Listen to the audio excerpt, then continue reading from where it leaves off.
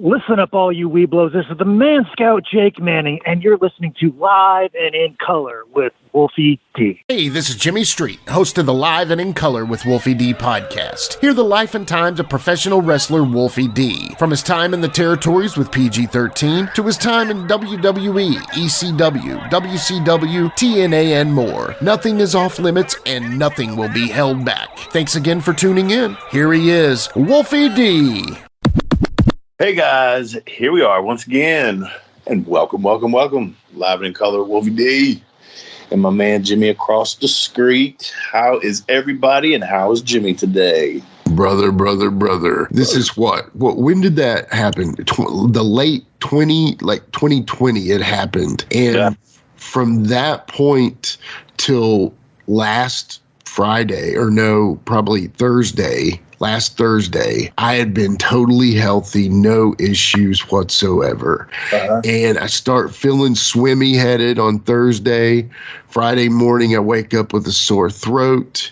Then my nose gets stopped up, start to feel achy, chills, weird, take a COVID test. And in 2023, when people say it's gone, I have the plague.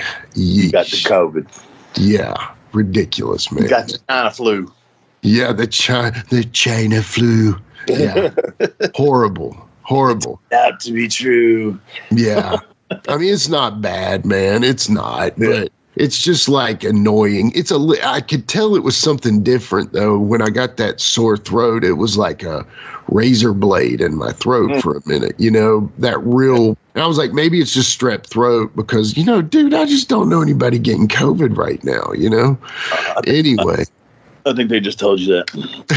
Well, I took the home test, so maybe they're just... They get more money for telling you that. They're rigged. They're rigged, yeah. I don't know. But it's a work. It's all a work. It's a work. Yeah, it probably is. You're right. China. Well, I hope you get to feeling better. Oh, man. Already feeling better. Your best behavior today because, you know, you might get a citation for something from a Boy Scout, a Man Scout. Yeah. I know. I don't want that. Scout's honor, man. Don't be bullshitting, you know? Yeah. I don't want to lose my health merit badge or whatever, you know? So I don't know. Anyway, dude, Jake's awesome, right? He wrestled at 10. That's viral right now, man. And I've been a fan, man, ever since I saw the gimmick, but it is getting a little extreme, and we'll talk to him about that and how that all came about. Let me say this real quick, because, you know, there's a famous thing in Japan where there's like, I don't know who it is. Maybe Kenny Omega wrestled a blow-up doll. Yeah. For some reason, I don't mind the tent as much as I did not enjoy the blow-up doll. Does that make sense?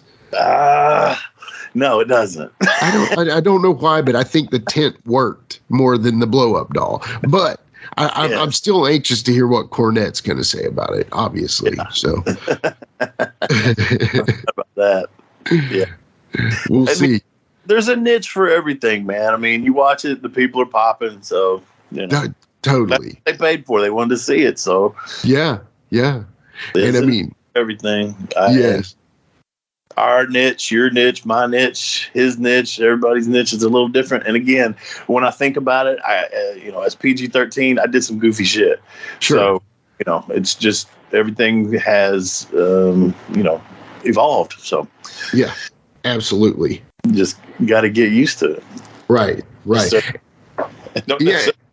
I can laugh at it though. I like him, and I like his stuff's funny to me. So maybe I'm just a double standard type of dude. Maybe you are, but maybe sometimes some things just work, I think. I don't know. We'll just leave it at that. But the way that I look at it, you're right. The certain element of how you feel about wrestling and how I feel about wrestling, it goes totally against that. Yeah. But when it comes down to it, like you said, the crowd's popping. They're into it. They paid for it, you know. And obviously there's a lot of people watching it. So yeah, absolutely. So yeah.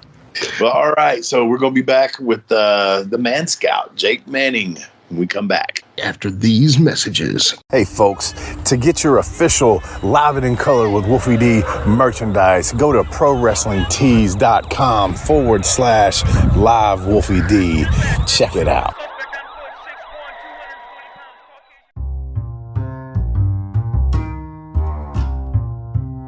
If you're listening to Live and in Color with Wolfie D on Apple Podcast and like what you're hearing, go ahead and leave a 5-star rating.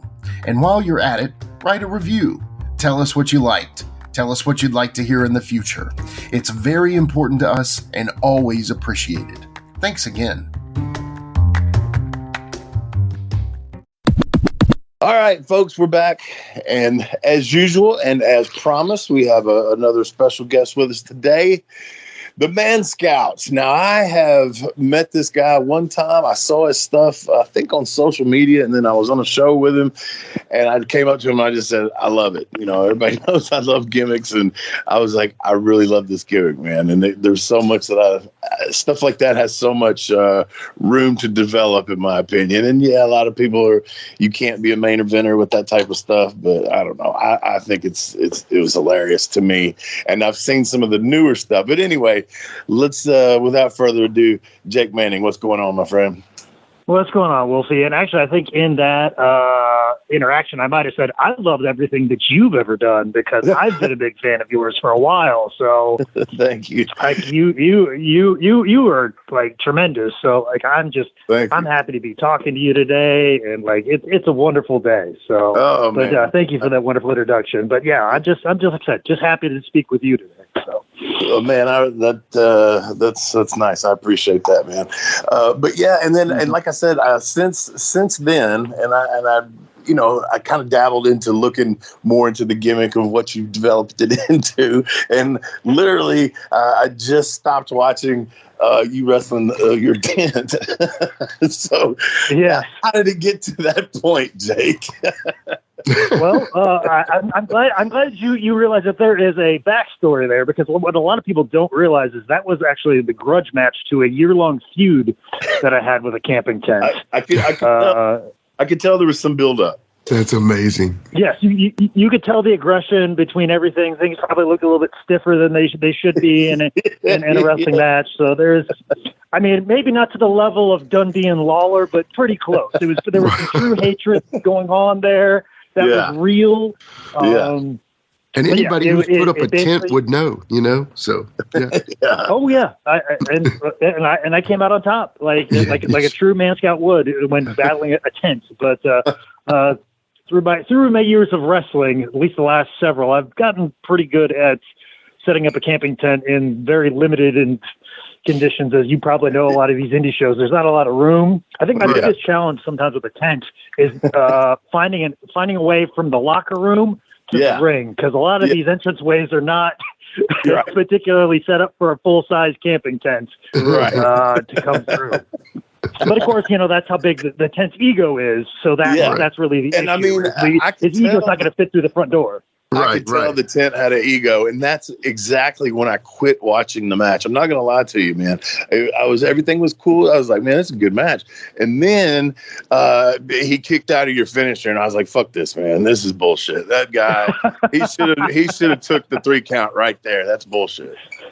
Oh, I know, but it's one of those things. Like, you know, Tent's young in the business. I got him in the business. Cost me the Wrestling Revolver Open Scramble title, and then I had to win it back from him. He wasn't happy about it. He thought because he had a belt that he was a big deal, and then all of a sudden he cost me the belt, and then I've got to go take him out and show him who's boss. But of course, when we're putting the whole thing together, he's like, "That don't work for me, brother. That don't work for me." So, you know, we could have. We had to make it work the best we could, and then finally, like we came up with a finish that he felt happy with. I feel like he kicked out of a finish. He's like, okay, I look strong enough, but he definitely it was 2.5 there towards the end. So how can I beat you without hurting myself, right? Yeah, exactly. So something about he's too close to Phoenix for whatever reason. He couldn't do like a straight job. Like it had to be like a Dynamite Kid kick out at like 3 1/4. You know, so. Jeez. You know, I was thinking about, after having you on, possibly trying to bring the tent on, but I mean, the way you're talking, I'd probably just be better off getting somebody else. Well, I don't know what your budget is for this show. So, like, I don't know what booking fee you negotiate with your guests and stuff like that. I was just happy talk with you. But Tent, he don't got no time for nobody. So yeah. The shoestring budget we're on has a big enough ego already. So, I don't want to involve a Tent. Go ahead, Wolfie. Yeah, exactly. So, man, on the real, you have moved into, you're still wrestling from what I understand, but you've moved into the merchandise department, which is a glorified shirt counter for the AEW. And are you doing stand-up as well? Yes. I'm a man of many facets. I do stand-up comedy. It's a little tough now with my schedule of working with All Elite Wrestling because, pre-COVID, when I used to work at Highspots, my weekends were solely about wrestling. Friday to Sunday was wrestling, and then Monday through Thursday was where I got to do a lot of my stand-up stuff around Charlotte. I could get up like 3 or 4 times a week, really hone my craft, work on my act, work on my jokes, work on my punchlines, work on my timing, just get a lot of stage time. But now all of a sudden, my Tuesday, Wednesday, Thursdays are booked up with Dynamite.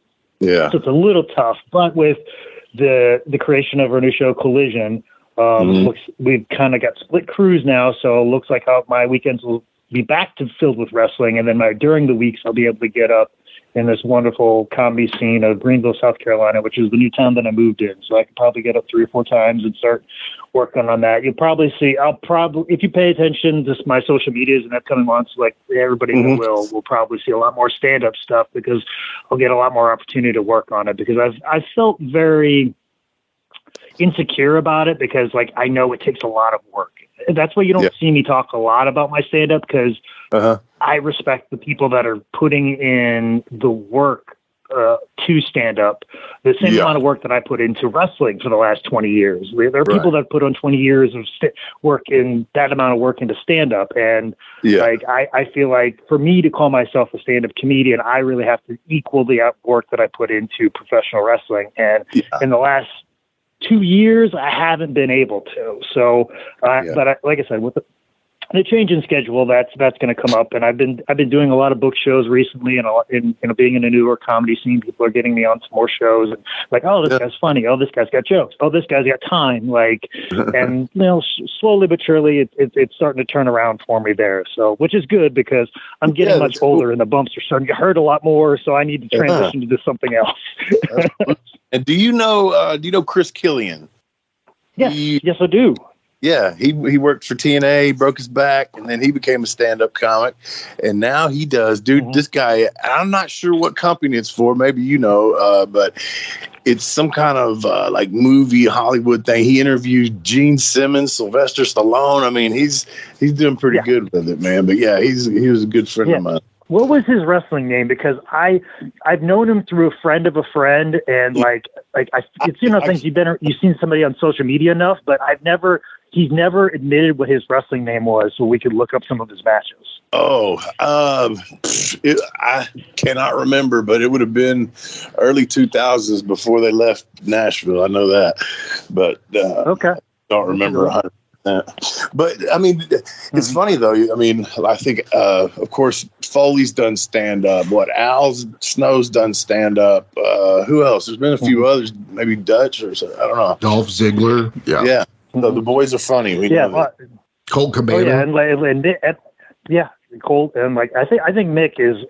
I've opened up for Mick a couple of times, and when he comes through the Carolinas, sometimes he'll be like, "Hey, I need an opener," and the clubs will get in contact with me because they know I'm a wrestler, so they know I could be in front of a wrestling audience and be funny. And I did a couple shows with Mick, and Mick was just like, "Oh man, you're so good." And then the green room talks that we would have are the type of discussions that only two guys doing what we're doing. They're having wrestling experience and then trying to do stand up, the conversations that we're having about jokes and, bookers and, how does this translate to a regular comedy audience? And just, he's been very generous with his time, and the conversations that we have about stand up and wrestling and the way these things cross over and how we navigate that have just been wonderful conversations that only the two of us could really have.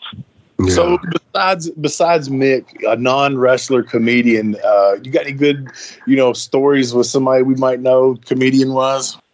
Oh gosh, I opened up for JJ Jimmy Walker.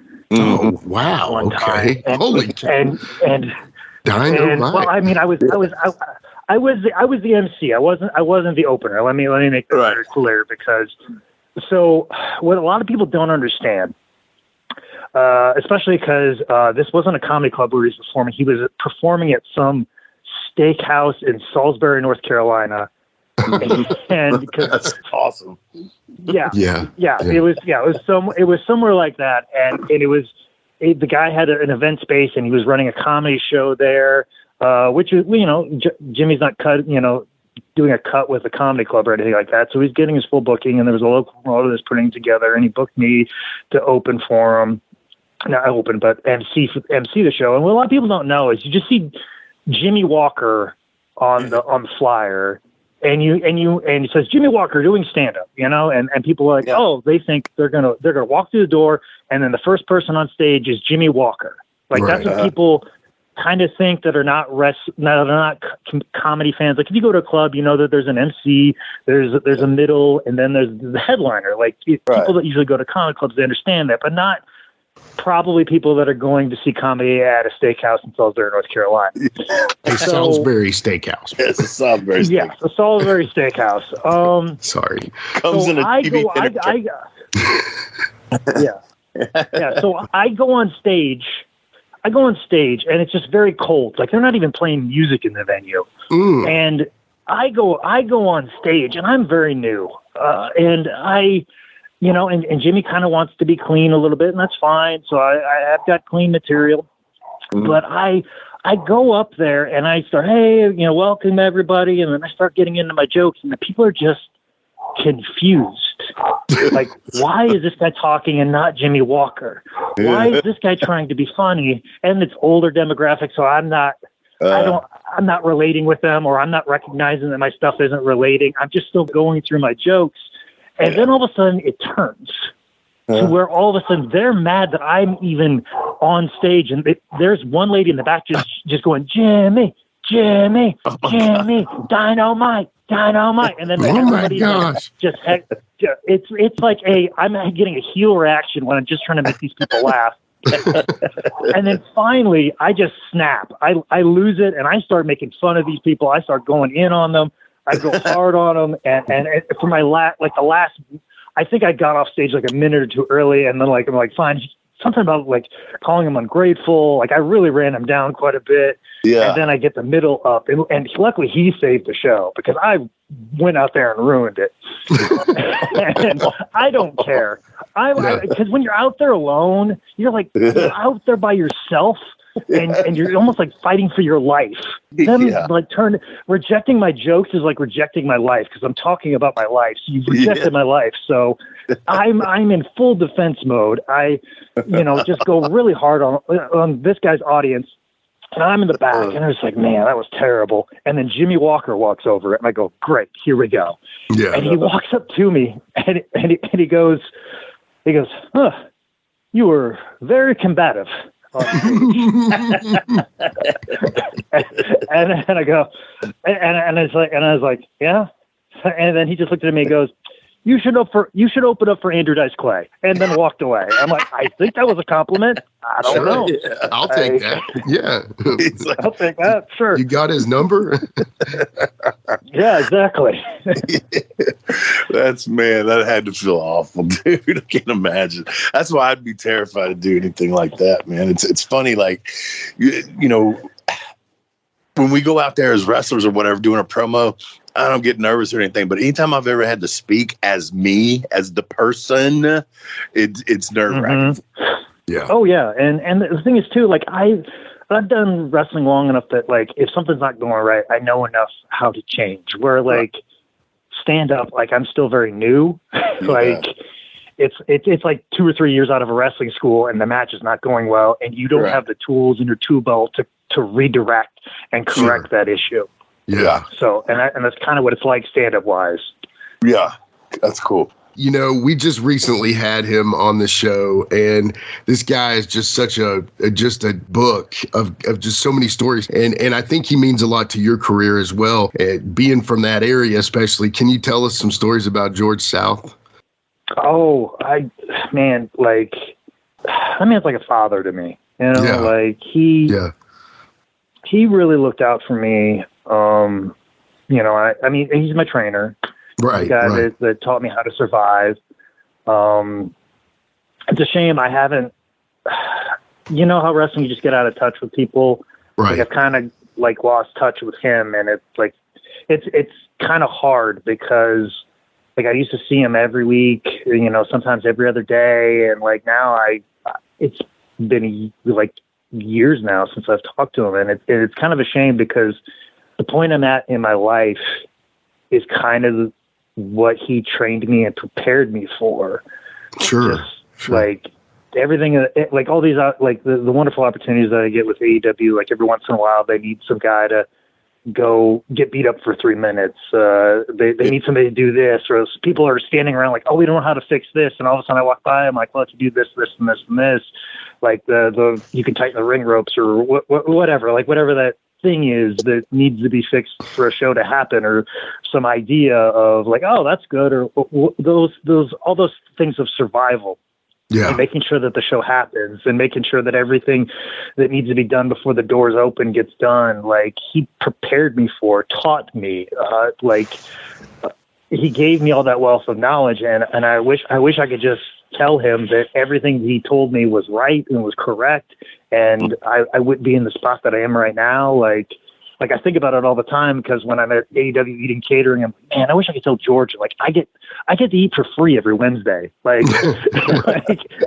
and he would love that. I know he would love that. Yeah, exactly.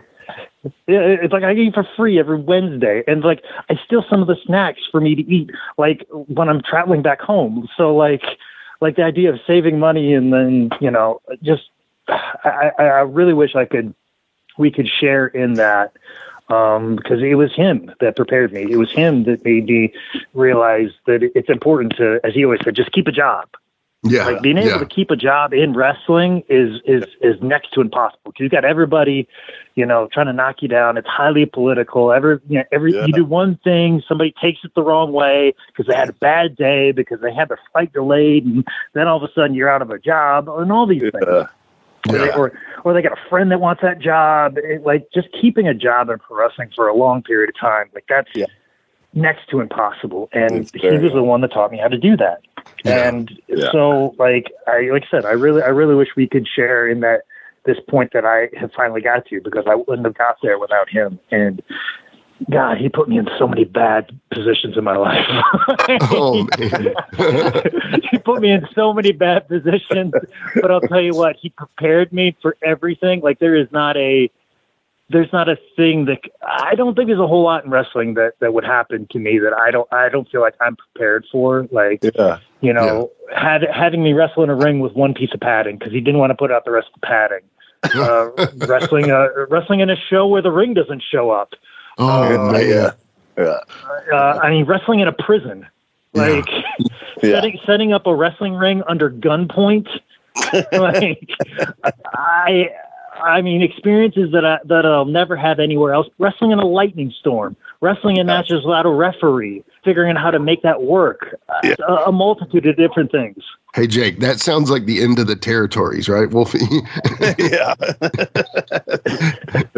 I've seen quite a few of those things. I've just heard so many of those similar stories from Wolfie, so it just sounds like you were wrestling at the very tail end of the territory time. So anyway, the Man Scout gimmick, man. I mean, I just love it. I mean, Wolfie was talking about it. It's super over with me as well as Wolfie. It means a lot more that it's over with Wolfie, but you know what I mean. But long story short, dude, I mean, were you a Boy Scout? Did that come, or you an Eagle Scout? You know what I'm saying? Did that come from a real place, or did you just say, hey, dude, this fits me so well that I'm taking this on? Can you tell us a little bit about that? Well, no, I am an Eagle Scout, and actually the shirt that I used to wear to the ring up until like 5 years ago, that was the same shirt that I wore when I was doing Scouts and still in high school, because you get to be a Boy Scout until you're 18. That was the same shirt that I wore to summer camp. Right. And finally that shirt just kind of like almost evaporated from being worn and then washed every single week for like 15 years. It was basically see-through by the time I retired it and got a new one. But that is like, I am the little thing about me is I was born and raised in Iowa. My father is a farmer and construction worker. My mother is a school teacher. I was raised in a town of 82 people. Yeah. My father was the mayor of our town because of 21 write-in votes. Like I'm Opie Taylor. I am Opie Taylor to the umpth degree possible. Perfect. That is awesome. Yeah. I'm very wholesome. Like I have a very strong, almost to my detriment in pro wrestling, a sense of fairness and what's right, what's wrong. So like these elements of this person of the Man Scout, especially when it's time to be the good guy, all exist and doing right and fighting hard and working hard even when nobody's looking, or strong points to it. But then also too, I always saw it as also, it could be a bad guy character, kind of the way that Kurt Angle was in the early 2000s. Totally. Yeah. And like in that sense as well too. And the idea that the Boy Scouts, they kick you out at 18. And the whole thesis statement was, what if somebody's whole life for 18 years of their early life was about achieving merit badges and being the best possible scout you could. And then one day, this organization that you put everything into said, you're done. You can no longer do it anymore. Goodbye.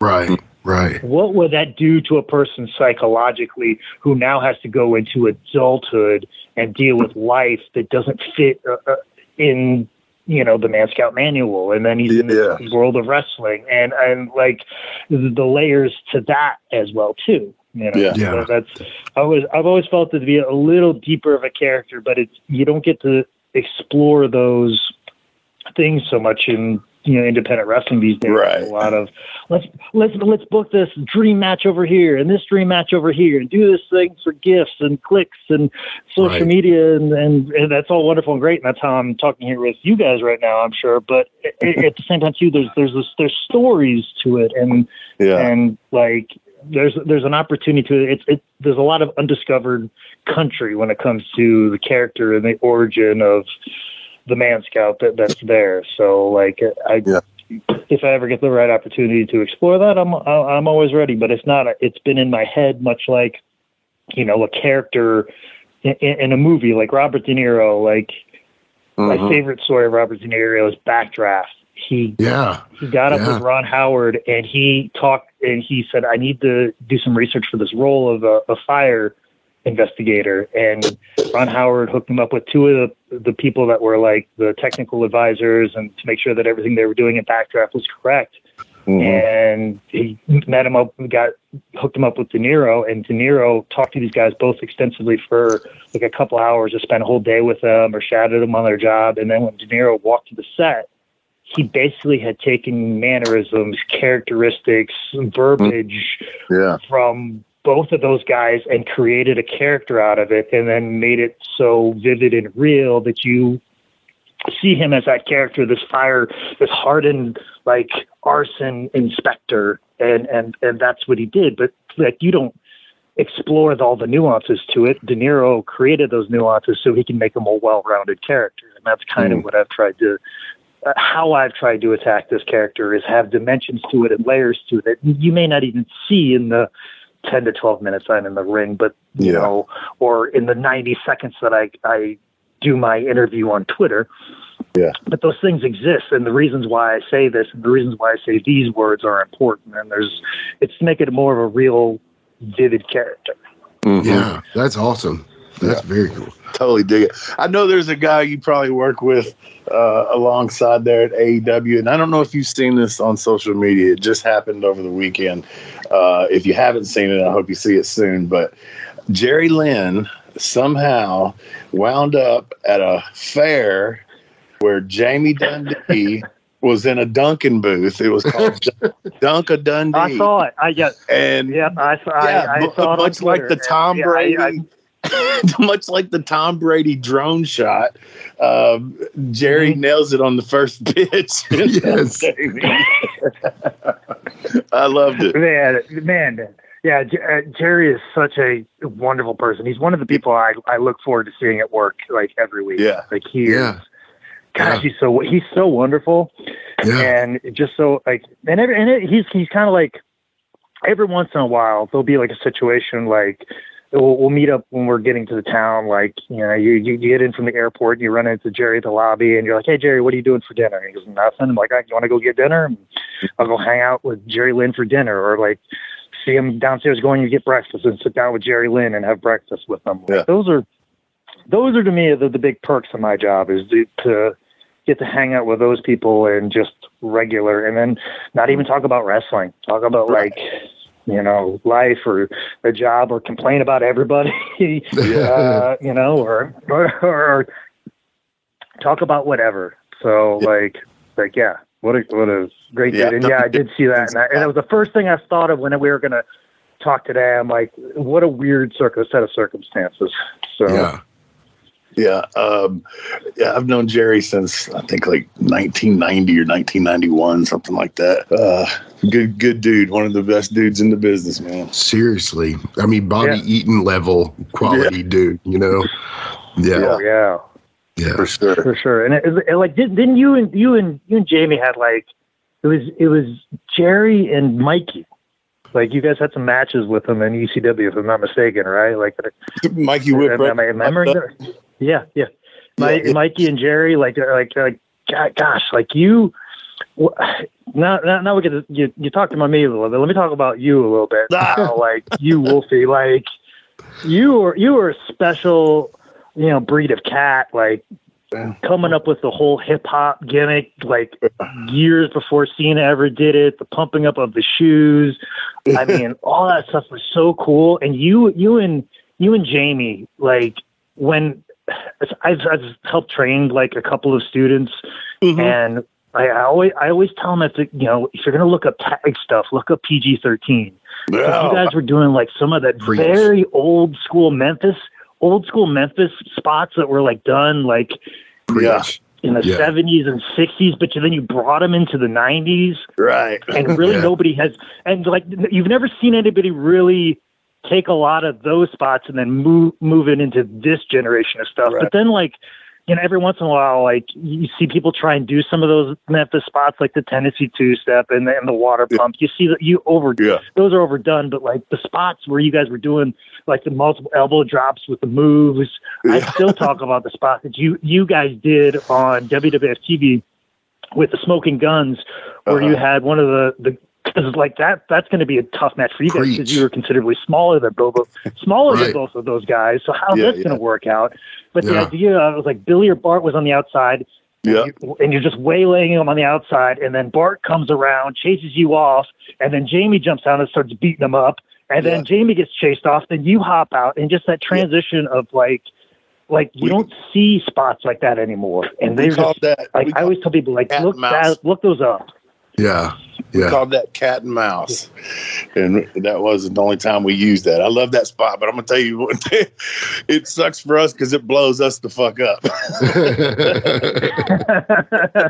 Because you're beating and pounding, and then you're running, and then you're beating and pounding, and then you're running. It's like shit. And a lot of those spots like are all timing. If you don't have your timing down, it'll look hokey. And that's what you see with a lot of those guys that try and do those spots, is they don't have the time. They have the essence of it, but they don't realize that there's a sense of timing to it. But then, of course, a lot of these guys are doing it one time, and they're not doing it like multiple nights a week to set up for the TV match, or do it a couple of times, or seen it multiple times, or get it, or understand it, or looking at it like, well, if this is real, like what will we do?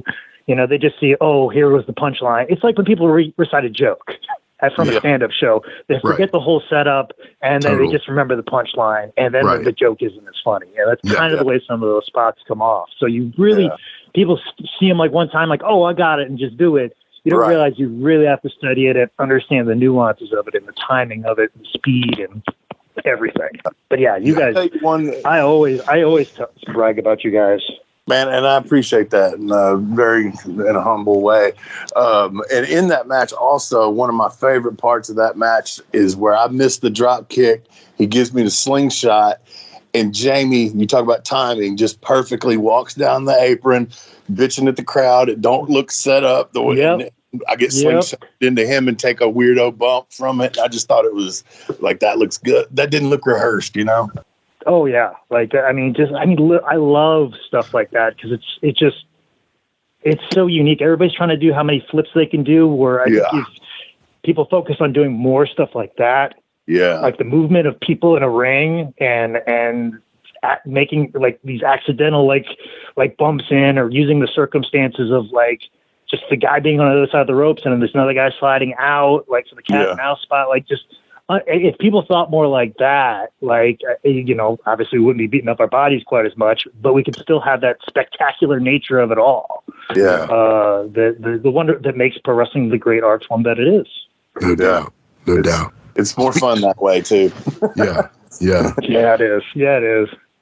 Speaking of old Memphis, I was doing some research on all the matches. And I mean, dude, you've worked like El Generico, R-Truth, D-Lo, Al Snow, Bobby Eaton, Jerry Lynn, Eric Young, Goldust, Cedric Alexander, Sin Bodie, Kamala, Hangman Adam Page, Rock and Roll Express. But one of the guys that I saw that was very common on your list of matches is one of the guys that we consider one of the greatest of all time. And I just want to hear what your thoughts are in working Jerry the King Lawler. You're speaking of old Memphis. That's the GOAT right there, See, I mean, you didn't even need to take it even that far. You didn't even say his name. I knew exactly who you were talking about. I have been so fortunate, so lucky to have wrestled him as many times as I've had in front of as many different audiences as I have. And it's almost the point, like, Jerry, like, almost gets a little sad when he sees me on a card and we're not wrestling together, because he knows how easy it'll be and how transferable what he wants to do will work. And I always say this about, like, every time I've ever wrestled Jerry the King Lawler, is like, it's the easiest match you'll ever have, and it's the most fun you'll ever have. Because everything was always different. We, sometimes we wouldn't go out there with even a finish, and we would just do what we're supposed to. And, like, I think my favorite one of all time was a small show in upstate New York, and we were wrestling, and he was telling me to do the old where you reach in your tights and pretend like you got something. And he was kind of like, he was kind of like explaining it to me like he would, like most kids that have never seen it before. And I go, I got it, don't worry. And like, we did it, and they bought it. Like, this upstate New York crowd. This isn't like a Southern crowd that's probably seen it and want to play along with it. These are people that had probably never seen this trick before and had believed it so much. And once, like, they bought it, like, Jerry's like, oh, let's keep doing this. And it was like over and over. And we played on that for 5-10 minutes. Like, I don't even, like, I remember that was like one of the longer matches we ever had. And I remember the promoter was like, why'd you go out there for 20 minutes? And, like, it felt like it was 20 minutes. Like, it didn't even feel like it. Because it was just having fun playing with people, and just, gosh, it's so easy. And, like, and just knew what that crowd needed at that moment in time. That day. And brother, he had, I've told this on here before, but I'll make it real quick. We were in a small town somewhere, and this little kid gave him, like, as he came to the ring, gave him like a hat or something like that. And then in the match, I get the hat and I start suffocating him with it. The not the kid, but Lawler. To be clear. I mean, I was trying to keep it, not that kind of heat. Right. So this little kid, dude, and I'm like, you're causing him to die, or, whatever. And that little kid's crying. And so that just, the rest of the crowd is so fucking pissed at this point, because I'm egging it on. He's crying. And what a match we had just off of him going, get that hat and smother me with it. That's amazing. There's nothing like that. And like the trust that he would put in me, like, he would always call for a body slam or backdropping him. I'm like, Jerry, like, we don't need that. But, like, Like, here I am, I have a Hall of Famer in my arms being held like upside down. Like, if one slip or if I'm too sweaty, he slides off. Like, it's the end of Jerry King Lawler, but he has that much trust in me. Like, I mean, it's moments like that I'm never lost on. Yeah. As well as I wrestled him. I know that he loved working you. I guarantee. Not just because of your work in the ring, but the gimmick. I guarantee he loved working that gimmick. Oh yeah, he always, like, if he sees me in a crowd, like we're at a convention or a comic book convention, and I'm there, and I just happen to be walking by 2 tables down, he'll holler out my name. Or like one time I was like walking the streets somewhere, and it was like Miami. And it was a comic book convention. I was walking from the hotel. He was getting drove from the hotel because he's Jerry the King Lawler. Right. And it's like Miami in July. So I'm like, you know what? I don't want to sweat in this shirt. So I took my shirt off, and I was, just walking to the convention hall. And he drives right by and gets to the stop sign. He sticks his head out and goes, "Put your shirt back on. You're not that jacked." And then and I was like, I didn't even know he was booked for the convention, but I knew then. Like, that's amazing. Let's take a quick time out and get a word from one of my dope-ass sponsors, and we'll be right back with more Live and in Color with Wolfie D.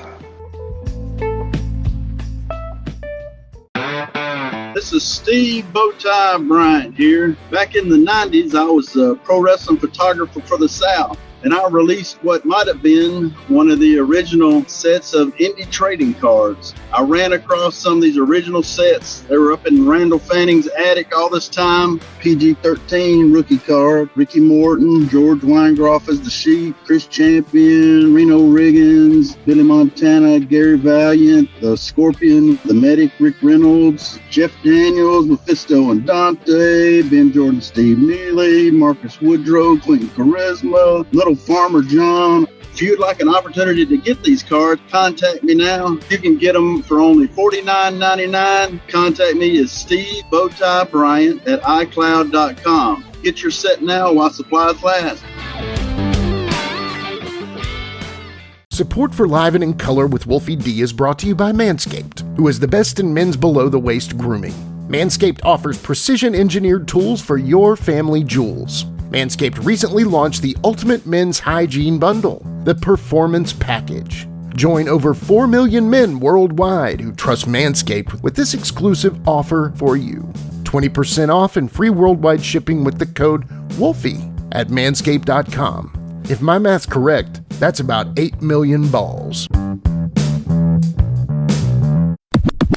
So I got to ask a question, because I think it was probably, 10 years ago or so, around that time, this guy became somewhat famous, especially on the internet and through these sets of videos. Colt Cabana was putting this guy over a lot. And I believe you have a very, very good story about maybe his start or helping him get in the business, the legendary Freight Train. Can you tell us a little bit about how you met Freight Train, how you helped him get in the business? Oh, I didn't necessarily help him get into the business, but he had a rough go of it in the beginning. A lot of people kind of just took his money and never did anything with him. Gotcha. And he'd been around for a while, and there was a lot of guys like that in North Carolina, and they had a lot of shows, and like their matches were always a curtain sellout, because like you weren't watching because this was going to be, Flair, Jerry Lawler, right? Or Flair Steam. Yeah. It was good. This match was going to be the complete opposite of that. But you were going to see something you were never going to see before. And there was like a whole group of guys that, like, man, these matches they're entertaining, but maybe for the all wrong reasons. But they're still entertaining. Sure. And I'm just like, there's something here. And we had North Carolina had abundance of them, and Freight Train just happened to be one of those people. And so I was like, you know what, I'm going to book all these guys. I'm just going to kind of put them out there, and I'm going to let people know, like, hey, we're not treating this as a serious thing. These matches are what they are. And It was also kind of part of a little experiment that I had, because I've always believed that, you know, you don't get over necessarily all the time. Like, the thing that gets you over isn't always your matches. Some people, they're very much like that. There are people that solely get over because of their matches. Yeah. But really, you think about all those great memories, like when people talk about, like, oh, Roddy Piper, he bashed that coconut over Jimmy Snuka's head, or he did this, or he kicked Cyndi Lauper in the head. It's like none of that has to do with a wrestling match he ever had. Right. He got over because of other things. So, like, I had this thesis that it's not wrestling matches that get you over, it's personalities. Yeah. And all these guys that had these matches, they had these wonderful personalities. Yeah. But their matches are, you know, not Flair and Steamboat. They're not technical masterpieces. But if you're going to hold it an experiment, you have to have a control. So in this experiment, I take guys that have, you know, limited wrestling experience, but they have tons of personality, and that's how I'm going to find out if personality gets over. And that's when I, you know, really got to hone in on Freight Train and giving him a microphone and letting him just do what he does and the magic that he has and his, you know, and it's not a secret. We did a documentary on it. He has Asperger's, and he sees this world differently.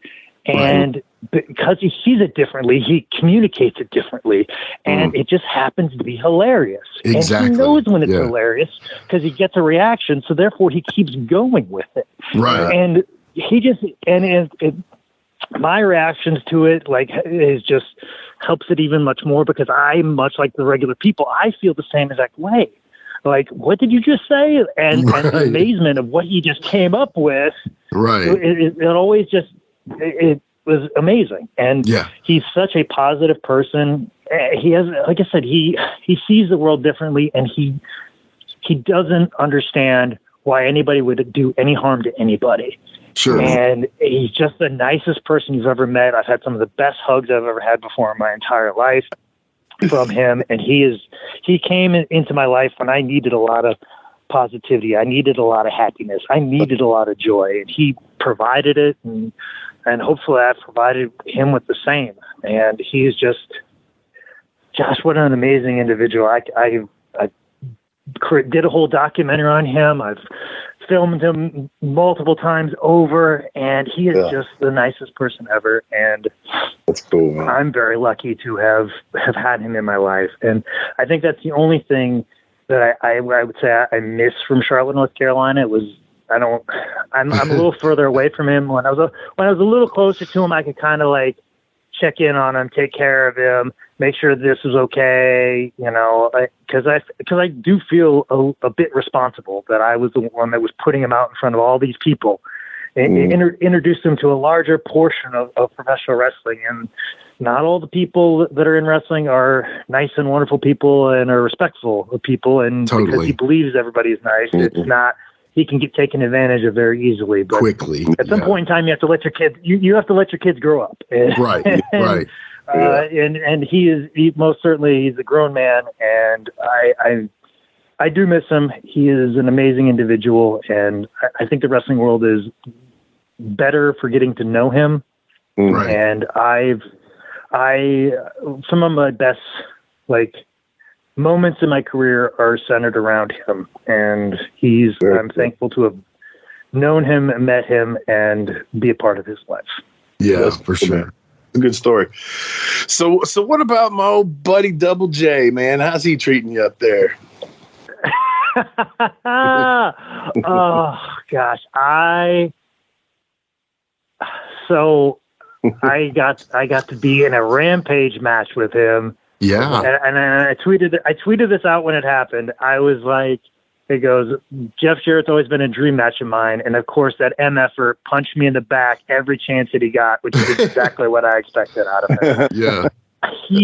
I love Jeff Jarrett. One of my favorite matches of all time is him versus Shawn Michaels at In Your House for the Intercontinental title. Like, that match, gosh, that is such a good match. And like Jeff is like such an underrated in-ring performer, and I like grossly, like, his matches, like those TNA matches with him and Kurt Angle, with everything that was going on, still having great matches, like, just unbelievable. Like, I I think he's great. Like, and he'll tell you he ain't. He goes, "Ain't I great?" But as he would say, but he's. I just like getting an opportunity just to be in a match with him, even though it was a big multi-man. I mean, just the fact that like he ran across the ring and punched me, and hit me from behind, like just with the flipper. Wow, this is happening, man. And he is, and some of the stuff he does backstage, I've gotten to work with him a little bit, talk with him a little bit. Mm-hmm. Like him knowing me as the Man Scout is pretty cool. Yeah. I guess Jeff's just cool, like he's just, that's him. And that's why I feel like, he's kind of the older guy in the younger guy locker room, but like seeing him like talk with an Orange Cassidy and relate with him. Right. And a lot of younger guys can talk with him and relate with him. Yeah. I mean, that's what you want to be as a vet, is not be so out of touch that you don't get what makes other people successful, even though it's not how you think success should look like or how you get over or how wrestling should be. He's like, oh no, that's over. I want to be part of that. That's what we should all be smart, thinking. Dude. Jeff is smart. That's for sure. And I think I don't think that's the reason he's underrated, but I do think that's the reason why a lot of people hate on Jeff, because he is smart and he's all business. I know him well, he's my friend. I say this to his face. I mean, it's like a lot of things, if it don't benefit Jeff, he's really not concerned with it. You know what I'm saying? Yeah. But there's you know what? Like if everybody had that mentality, I think a lot of people would be more successful, but Jeff is, if it don't, that's the best way to put it. If it don't work for Double J, it don't work for him. So but that's how he's been able to. That's been the way he's been able to survive. Yeah, sustainability, man. Yeah. Still consistently some of the best arms in wrestling too. Let's just admit it. That guy's always got the best arms, man. I'm just like, golly. There's guys like, Brian Cage on the roster. And there's guys that are in great, just perfect shape. And Double J still got some of the best arms, man. So, well, as much as he wears the cutoff, he needs to have good arms. Exactly. I don't think I've seen that man wear sleeves in months. That's the point. Yeah. That's the point. Yeah. So, okay. One of the things that, and I know there's a little bit, it's kind of a bit of a long story, and I don't want to make you have to drag it all out here, but working at Highspots, so that's like that. You worked at the Amazon for wrestling, essentially. You worked at Walmart for wrestling at Highspots. How did you get that job? And talk about working there, and then maybe what led you to AEW a little bit. No, I appreciate you. I appreciate you referring it to the Amazon of professional wrestling, because that's how I always refer to it. Like that's what it was.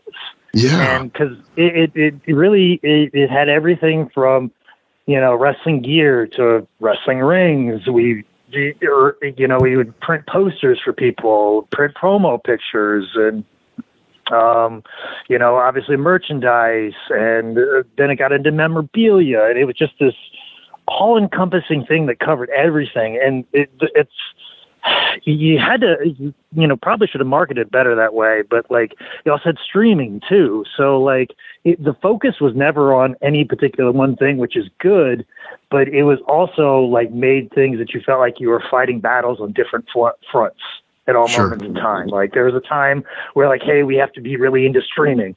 So everybody's got to put their attention into streaming.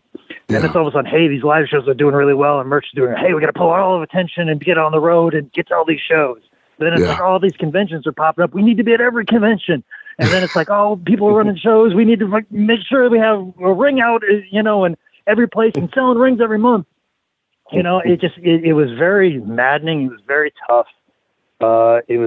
I actually got in at 2005. Like I was a customer of Highspots, and I saw that they had a 3-month internship, and I trained at a pretty good wrestling school in Springfield, Illinois, but I didn't have like a trainer's name to drop that could open some doors for me. And George South's reputation, and he was part of the Highspots wrestling school, so I was like, okay, well, I'll apply for this internship, see if I can get 3 months of training with George South, and see if this opens up some doors for me later. And like, maybe I'll make some connections on the East Coast because, you know, Colt Cabana told me, like, you need to be on the East Coast if you want to make it in indie wrestling. So I was like, maybe I'll make some connections, work my way from the Midwest to the East Coast. And, like, that's how I'll get this whole wrestling thing going. I just thought it was going to be a 3-month internship. Well, 2 weeks in, it turned into 17 years, 18 years of my life. Like, I got hired to full-time employment. It was very bumpy at times, but I kept with it, and I made sure that what I did was good and best and was the best representation of this company. Right. And I feel like I succeeded at that. And like I said, it was very tough. It was very maddening. And it just, you know, you do that for 17, 18 years, and you don't want to do it anymore. And that's kind of what happened. And I left, and I know it probably looks like, oh, you went from Highspots straight to AEW. It's not the case at all. I quit Highspots in the middle of, like, COVID. Well, towards the end of COVID, when restrictions were still a thing, and I had no job opportunities lined up. I had no idea what I was going to do, but luckily I kind of knew the writing was on the wall, and I left, and I had enough money to kind of live off of for a few months, but I didn't really know, like, what I was going to do and what was going to happen. And I actually took a job for the Carolina Panthers with Fanatics, and I was making, you know, I made a good wage, enough to pay for a house when I worked at Highspots, but then quit that job in the middle of COVID when there was very limited job opportunities, and I was making $12 an hour. Wow. Checking people out at the Panthers team store. Wow. Just as, like, a stop, because I had applied for their assistant, like, GM job, which I felt like I was qualified for, but they weren't filling that position yet. So I was like, you know what? Let me take this $12 an hour job to prove to you I'm that guy. And I came in and I knocked it out of the park, and I was doing really well. But then I didn't end up getting it, because if you think politics are bad in pro wrestling, other large organizations, there are definitely different wheels turning. So I missed out on that, but they were still thinking about maybe giving me creating a job for me, because they didn't want to lose me, because they knew I was kind of, like, upset. But they were going to give me less than I was making at Highspots, which, you know, like I said, was a decent living, but it wasn't a great living. I've always felt that I would make more money somewhere else other than Highspots, but I wouldn't have the flexibility that I had. So I felt like I took less money for more freedom there. So here I am at a place that's very rigid, and I'm making less money. So I was like, I don't know how this is going to work out. I was, you know, seeing a girl in Greenville, South Carolina. I had this house in Charlotte, North Carolina, that in a couple months I'm not going to have enough money to make the house payment. So I don't know what I'm going to do. I'm still trying to make this, you know, wrestling thing like a full-time thing, but there's no shows happening. I've been used a couple of times by AEW in an extra capacity, you know, and they're going to be coming to Charlotte, which is 10 minutes away from my house. And, like, I had emailed the guy who deals with the extras 3 times, and no reply. No reply whatsoever. And I'm just like, man, like, here I am trying to make all this stuff happen, and nothing's happening. And you know, I took this gamble, I took this shot, and it looks like I'm really gonna eat it. And I'm just like, I can't even get booked 10 minutes away from my house, you know, just to show up with a button-up shirt and eat catering and get beat up wearing a black T-shirt. Like, I can't even, you can't even do that for me, like. And I was like, you know what?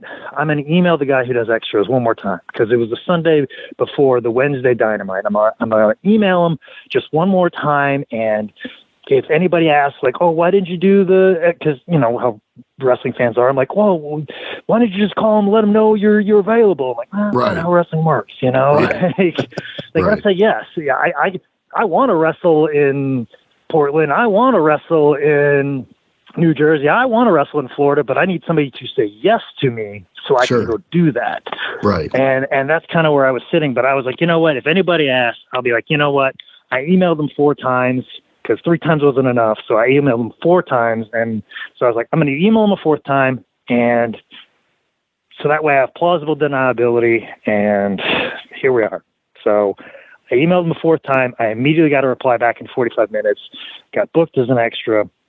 I showed up, and I had already been like putting feelers out to anybody in AEW like production because I had video editing experience. I put out feelers with the ring crew because basically the ring that they had was, I know the engineering of how that ring works because it's similar to a Highspots ring. So I know why you tighten this rope in this particular order because I know the engineering of it. I know how these canvases are made. So I'm hitting up everybody in every aspect for a job. Yeah. So I'm there. I kind of touch base with all the people I put feelers out for.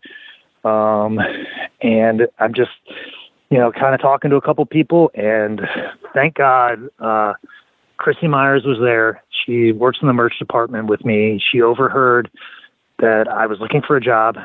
She had a need for somebody in the merch department, and she just walked up and asked if I wanted to work all out weekend when they were going to do a fan fest, and she basically just swooped in and basically saved my life. Because that's awesome. My life is 1,000 times better because she just took a chance on me to work one weekend with them, and just I did the best I possibly could, and I immediately started working with them on a per appearance basis. It took a little while to get full-time employment, but when we got there, and ever since then, I've been entrusted with more and more responsibilities and gotten, more responsibilities and been able to do more with the company. And it's really been a really huge positive thing in my life. So it wouldn't have happened if I just wouldn't emailed one more person one more time to be just a little bit more annoying to get what I want. Persistent, not annoying. Yeah, I pull for AEW to thrive because obviously it's good for a wrestling fan like me. But I also, and obviously the product, I enjoy some of the product. But one of the most things that I enjoy and I want it to thrive so much for are the guys working in the back like yourself and Jerry Lynn and, all the other guys that are, getting a profession out of it that, you don't see on TV all the time. So part of my hope that AEW becomes the next big 2, kind of deal is because the guys working in the back as well, Oh yeah, and it goes all the way from production, even Sanjay Dutt. Gosh, he is a workhorse and a half. The work that he does for pre-tapes, and then still finds time to appear on screen. He is and such a well-liked, positive person. Gets it done no matter if something gets thrown on him. At midnight, he gets it done at 12:30. He is, and he's got amazing pre-tape crew that are just they're such hard workers. Everybody in the pre-tape crew, those people that make all those packages, they don't get enough credit at all. Our truck drivers, those are the people I spend a lot of time with because I have half of an 18-wheeler that's got our entire merch stock. It's basically like a rolling, traveling warehouse. Yeah. Right. We're not like WWE. We don't have some warehouse in Ohio and California and Las Vegas where we house our stock and it's just drop shipped to places and whatever's left goes in a dumpster. No, every t-shirt has to be accounted for. Every t-shirt has to be logged in and inventoried, and we have to give a certain amount here. And if we give too much here, we won't get enough in Boston. So it's managing that, especially on this Canadian tour. I've had so many conversations on how we're going to do inventory on that. And on top of the UK stuff, I've had so much conversations about that. But the truck drivers, the work that they do to kind of wiggle around in some of these arenas that only have 2 loading docks and make sure that, the merch truck is close enough that I can get merch, at 8:30 at night, hey, Dynamite t-shirts are selling really good. Okay, I'll go get some more, having the ability to go get, 4 or 5 dozen more shirts so we can make a couple $1,000 more on merchandise. Those truck drivers that just kind of organize everything, and the production people. They're just the real rock stars of that whole show. And everybody, we see people on camera, but there is an army of people backstage that just pour their life into it and to go, to do whatever they need to do to get this show to happen. And there's been a couple of times Like, I'm like, man, like, I can't believe we even had a show in this building, or I can't believe we pulled off a show with these weather conditions, or we pulled this off because, you know, Calgary is so far away from Boston. These trucks got all the way from here to there, but everybody's just finds a way to get it done. And to me, like, those are the people that I cannot say enough good things about. Is just production, the truck drivers, pre-tape, a lot of the office people and the deals that they make. Just that's the man. Can't say enough good things. Leading your team and getting everybody together. It's your gimmicks coming through in the back too. Thank you. I love it, man. And those are the unsung heroes. And I think that's awesome that you have a big enough heart to, you know, go out there and say that. And for those men and women that are really the unsung heroes of the wrestling business. In closing, I want to ask you a couple of quick questions. One, have you seen, what is it, Dan the Dad? Have you seen that? Me and Dan the Dad, we were tag team partners at Wrestling Revolver, the same place where I wrestled the tent. We were tag team champions. Okay, me and Dan have had some amazing matches. That's awesome. I'm going to look that up because I told Jimmy about it. I said he carries a cup of coffee. Don't spill it. It's kind of funny. It kind of reminded me of you. So, yeah, that makes sense that you guys would be tag team partners. But, okay, so here's my other question. I'm going to let your imagination run wild here. So, obviously, you and I never got the chance to wrestle each other. But me as Flash with Father James Mitchell against the Boy Scout, that would be something in itself. But I think the better match would probably be Wolfie D PG-13 versus the Man Scout. So let's just say at the end of that match, you take it out on my hubcap and you beat the hell out of my hubcap. You put my hubcap through a table. All right. So now the next week, Cap's coming back, man, and you might have thought you had your hands full with a tent, but now you got to wrestle my hubcap. How does that match go? Okay, all right. Oh, I mean, obviously how sturdy it is, and what type of hubcap from what type of vehicle. Obviously, the bigger the better because I can do more with it. Yeah, well, they're all aluminum, the hard stuff. So you're talking good. Okay, all right. 16 inches. I would probably do like diving headbutts and then sell my head, and then like obviously it would get up and like kind of like when you tried to headbutt like one of the Samoans, right? And they tried to headbutt them, and you end up selling it. So obviously the hubcap would kind of do that. So I'd be doing things like that, dropping elbows on it's actually hurting me a little bit. Yeah. Maybe do something on the top rope, and all of a sudden it reverses into like a hurricanrana. I'm going for a power bomb with it, but it reverses into hurricanrana, ends up on me 1-2 kick out. Rolls up against the ropes, rolls back. I do a drop down. It rolls over top of me. I'm like, what? It's on top of me, and then roll back over, get into a pin, kick out. Probably have a little respect spot right there. Yeah. I think just for starters, I gotta know what the hubcap's idea is about the match are. Sure. That's funny. I can see the hubcap hitting the ropes and jumping over you. That's hilarious. How's the ego of the hubcap? I used to do this thing, but man, I was it's like, especially if the crowd was really big, I was scared to do it because depending on if the hubcap had maybe a dent in it on the side or just depending on how the mat gripped it, but I'd walk in and I'd do the little thing where you spin it backwards and it would go out and then roll back to me, Yeah.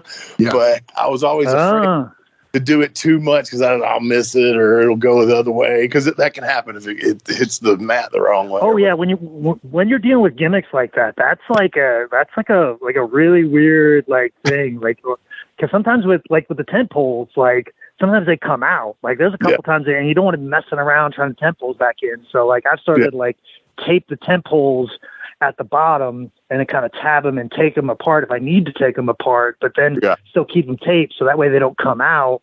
Yeah. Like there's just a whole varying degrees when you're dealing with gimmicks like that, like of like, this could turn out well or this could turn out bad. And like there's many times where I've had the tent as the finish and it's like, well, if the tent gets messed up before then, we're going to look real dumb. Like, no.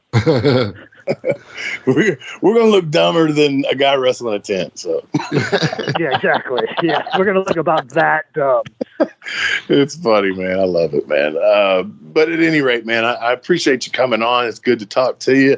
I'm glad things are prospering for you. Do you want to plug anything? As always, shop AEW, but of course, also my social media.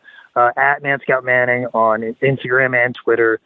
I'm on Facebook, but I'm mostly looking for trading cards on there. I'm a big trading card, sports card fan. So Nice. if you follow me on there, you might see some of that on there.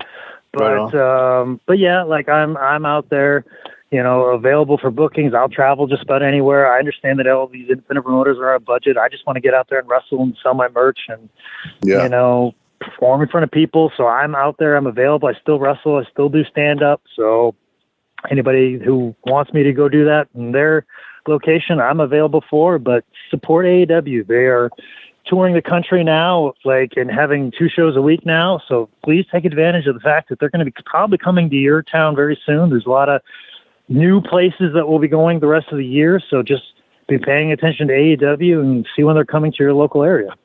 There you go. Very cool, man. Very cool. Yeah. Man, again, thanks for joining us. And then, Jimmy, I guess everybody knows when we come back for break, we're going to have some Ask Wolfie D anything, right? Yeah, Jake, unfortunately, our time with you is coming gone now, but next up, we bring in the listener and let them ask Wolfie anything. Can you imagine what they're going to ask? It's just always a crapshoot here. Well, hopefully it's more Memphis spots that haven't been seen the light of day since the last time they were wrestling. So there you go. There you go. Yeah. Hey, I forget who it was real quick. We was at a convention and one of y'all's guys, and I apologize, I can't remember his name, was sitting next to me, and he showed me, because I said something about, I can't believe nobody's ever stole our finish where I would spin Jamie and slam him. And he showed me that him and somebody did it. I guess on I'm not sure if it was AEW or not, but he worked for him, he said. But I thought I always was like, man, I can't believe nobody's taken that yet. And now, so that's cool. Oh, I'm sure there's a lot of stuff that nobody's stolen from you yet, and that means I haven't had enough time to look at old PG-13 tapes. That's why that hasn't happened yet. So. Yeah, just go watch them against Al Brown and Sonny Rogers. You'll see the finish. It's amazing. Yeah, that match is great. It's on WWF. Cool. Yeah. Well, next time me and Dan the Dad team up, we're going to do at least 2 or 3 PG-13 spots. Awesome. And claim that we came up with them. Love it. Send it to me. All right, man. We're out of here. Right. Folks, we'll be back in just a minute with Ask Wolfie D Anything. Thanks again, man. Scout. Thanks, man. Hey, I've always been a fan from the second I saw your start, brother. I've definitely been a fan, so I definitely appreciate you, brother, for sure. Yeah. Oh, thank you. I'm a fan of both of you guys. Thank you so much. I appreciate having me on. Thank you, Jake. All right. Thanks, Jake. Take care, brother. No, thank you. All right, bud. You too. DJ, hit the music.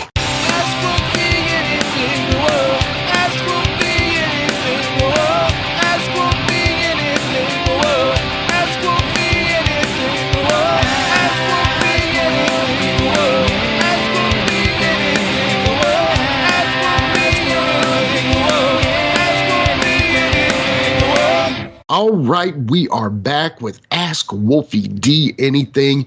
And man, Jake, what a cool interview, dude. What a cool guy, man. Smart dude, very smart dude, funny.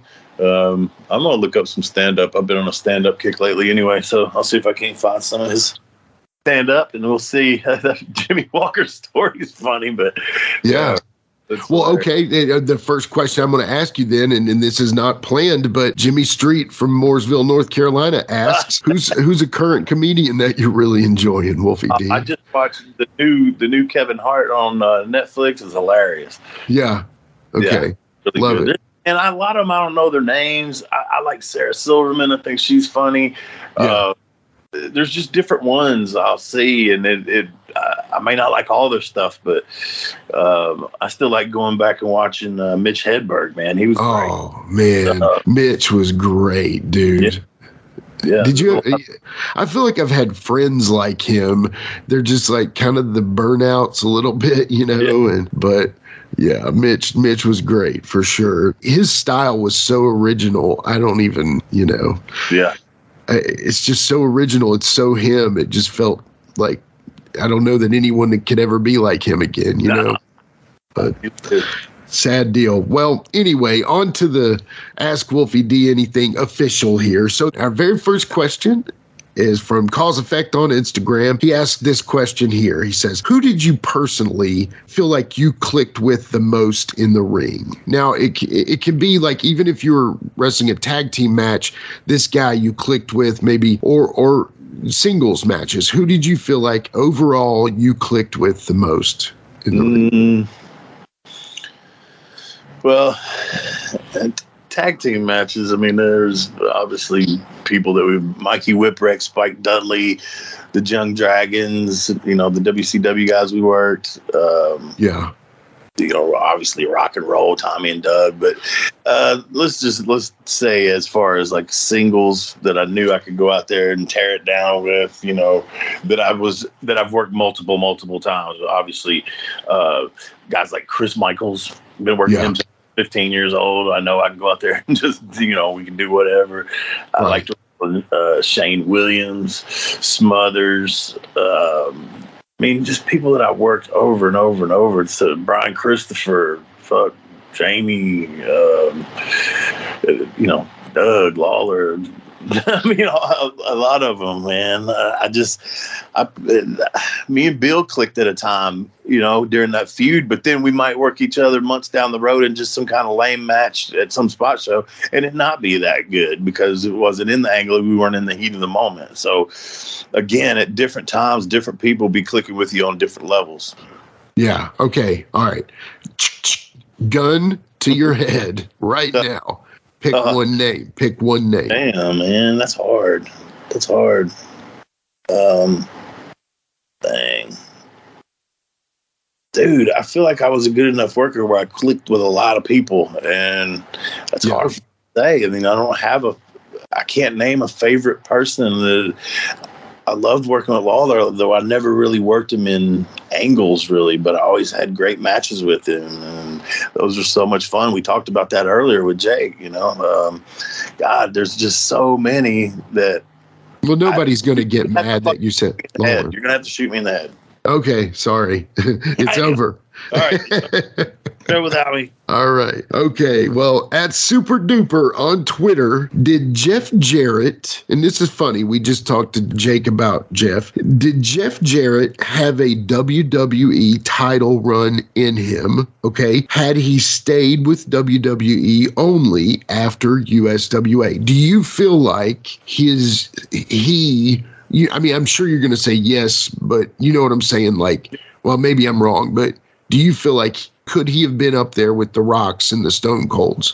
It wouldn't have let him, and probably not really. He's not the WWE kind of deal now. He doesn't fit that. Right. And they gave him a run, Intercontinental, and I think that was did he have the tag belts? He's had almost every title belt up there. So what I'm saying is, they've given him a run, but as of WWE right now, he don't really fit that mold of what they do, and I know there's heat with different guys and all that kind of stuff. So, but I don't know if he would have stayed. I don't see if they would have had to have. Obviously, like I said, it couldn't have been the double J hat and all that, the sparkly lights. I mean, that wouldn't have worked no more. So, right. Yeah, no, and they could do. Anybody could do whatever they wanted to.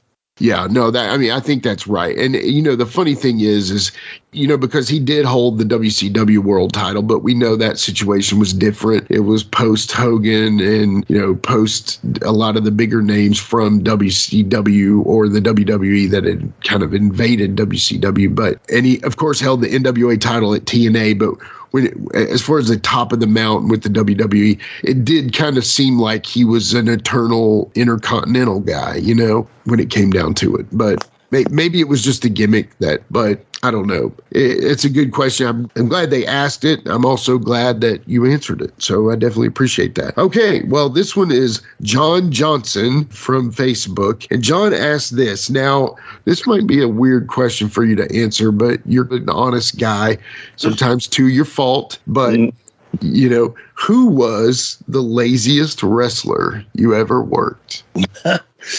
Laziest. Ooh, Lord, let me think. Like they just did not want to do anything. Yeah.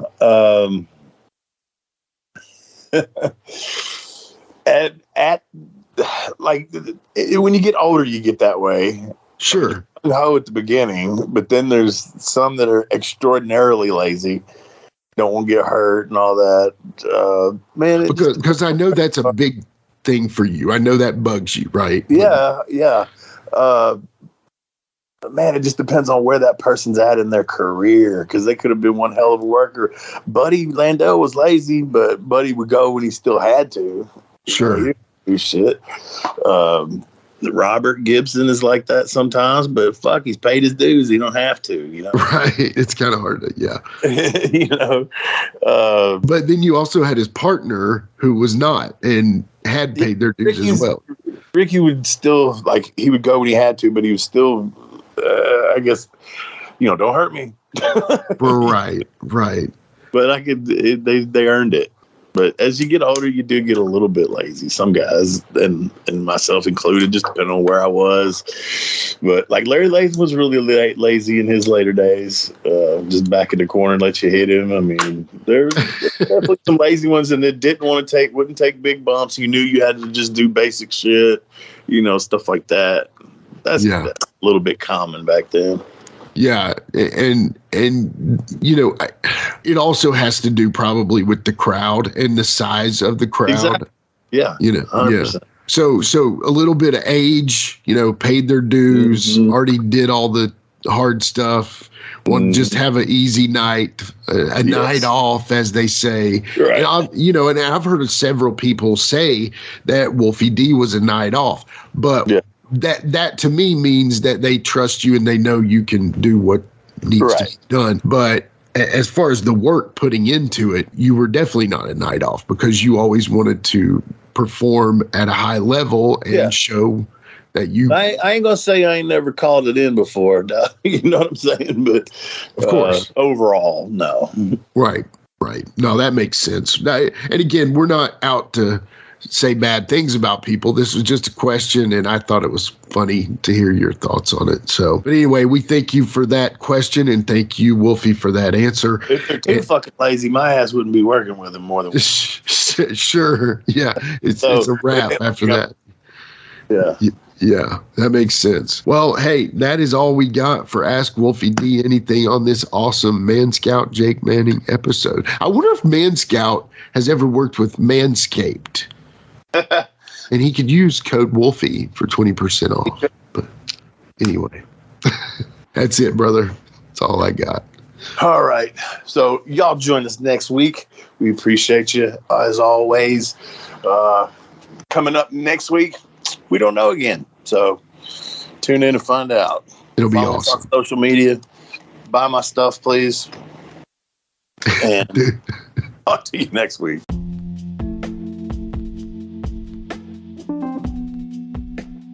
And now a word from our sponsor.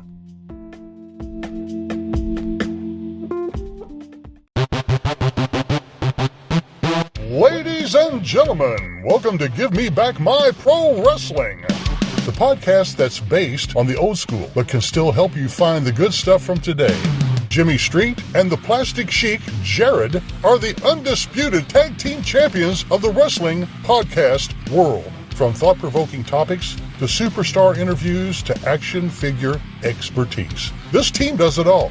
And all they ask is, give me back my pro wrestling.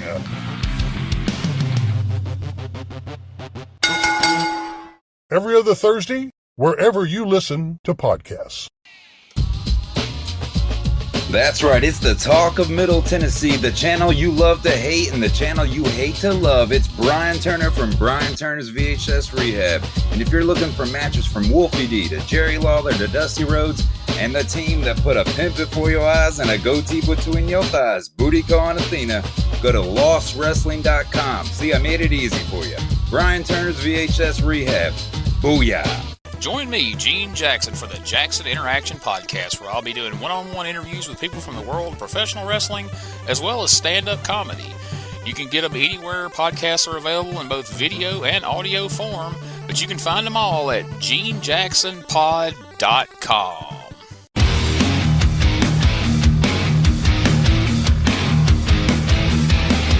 Hey everyone, this is Shane from Insane Shane's World. I release wrestling figures of enhancement talent, mid-card wrestlers, and wrestlers that you never thought would have a figure available. So if you are interested in adding a really cool and rare figure to your collection, then don't hesitate to contact me at shamtheman73@gmail.com. That's SHAMtheman73@gmail.com. You can also join my Facebook group. Just search Insane Shane's World.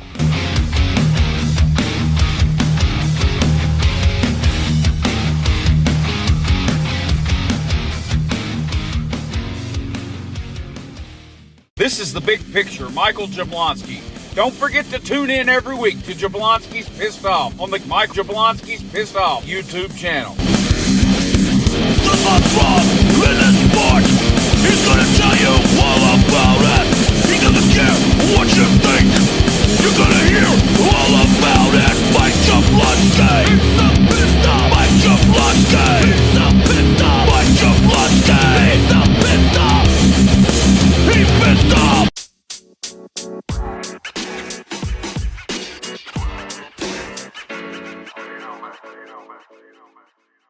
So that was another great episode. Hey, Wolfie, tell them where they can find you on social media. Jimmy, they can find me in the club, bottle full of bub. I'm just kidding. They can find me on Facebook.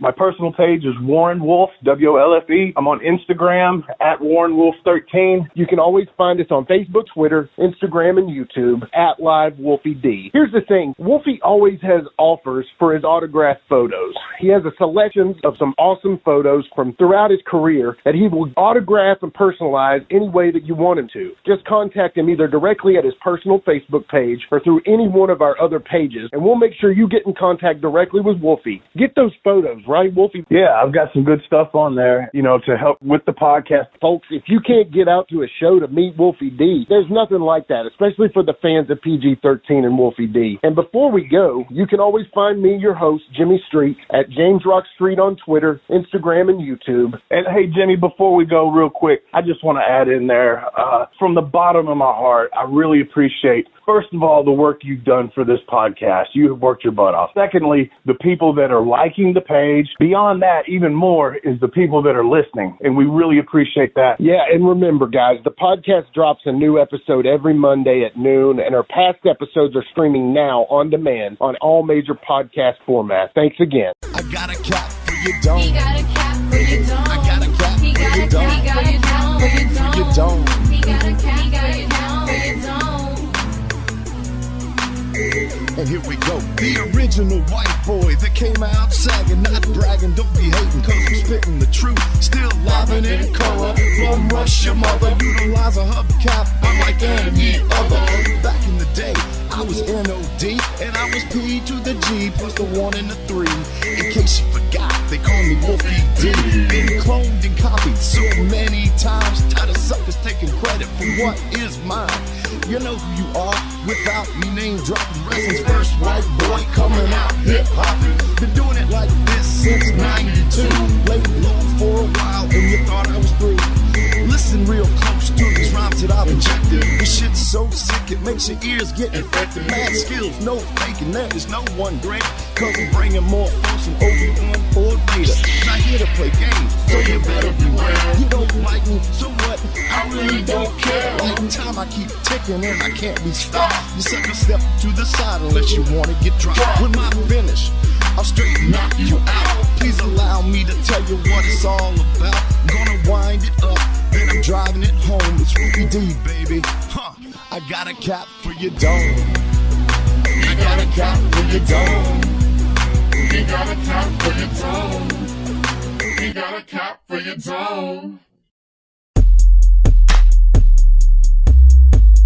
This has been a James Rock Street production.